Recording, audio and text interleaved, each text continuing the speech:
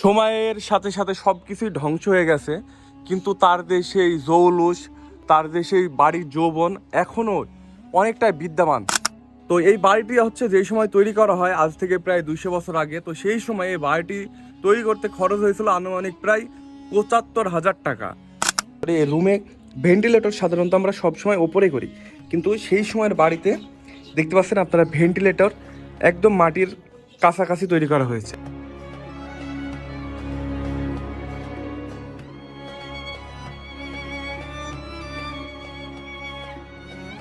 ইতিহাস, ঐতিহ্য ও অফুরান সম্পদে সমৃদ্ধ জনপদ ঝিনাইদহ।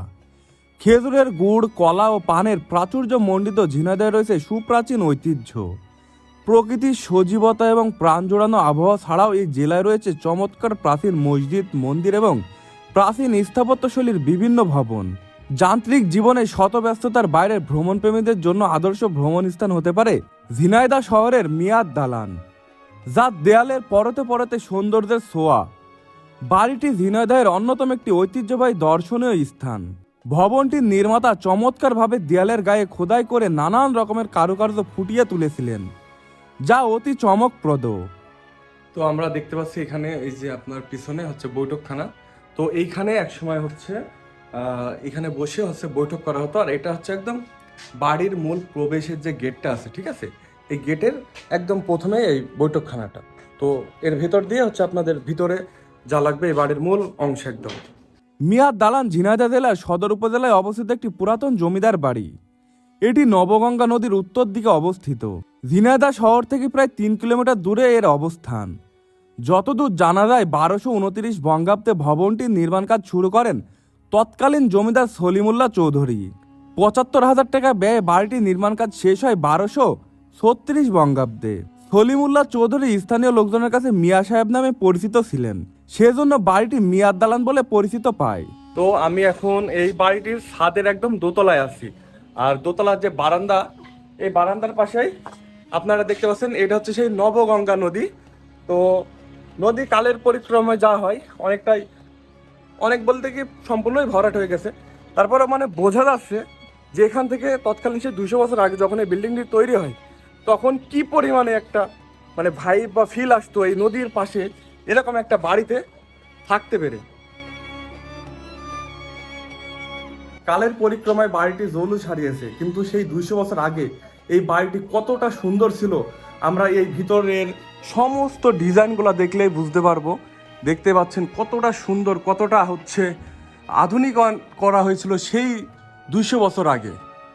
তবে 1947 সালে দেশভাগের সময় ভবনটি কিনে নেন সেলিম চৌধুরী নামের এক ব্যক্তি, তাই ভবনটিকে স্থানীয়ভাবে কেউ কেউ সেলিম চৌধুরীর বাড়ি বলেও থাকে। কথিত আছে সলিমুল্লাহ চৌধুরীর পিতা বদুই বিশ্বাস ছিলেন নলডাঙ্গা রাজবংশের দেওয়ান।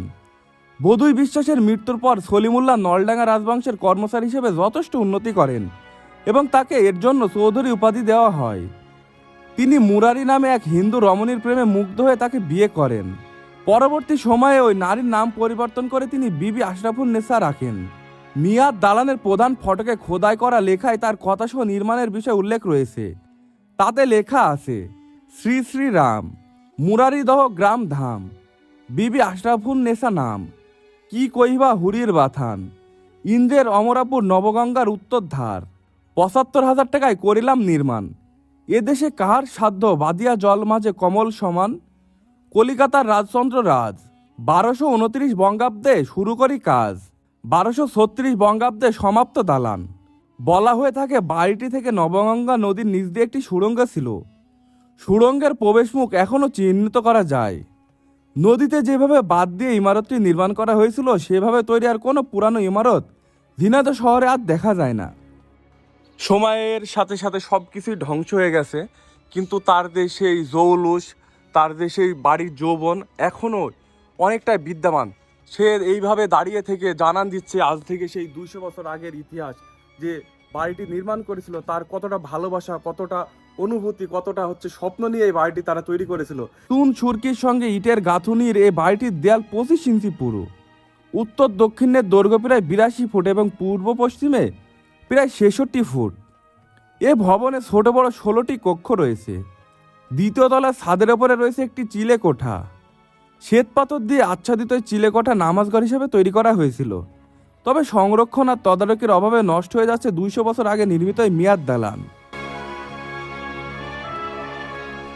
প্রিয় দর্শক, আপনারা দেখতে পাচ্ছেন বর্তমান সময়ে আমরা যে বাড়িগুলো তৈরি করি এই রুমে ভেন্টিলেটর সাধারণত আমরা সবসময় ওপরে করি, কিন্তু সেই সময়ের বাড়িতে দেখতে পাচ্ছেন আপনারা ভেন্টিলেটর একদম মাটির কাছাকাছি তৈরি করা হয়েছে। তো এখানে নির্দেশনাও দেওয়া আছে যে মাটির নিচে রুমের ভেন্টিলেটর।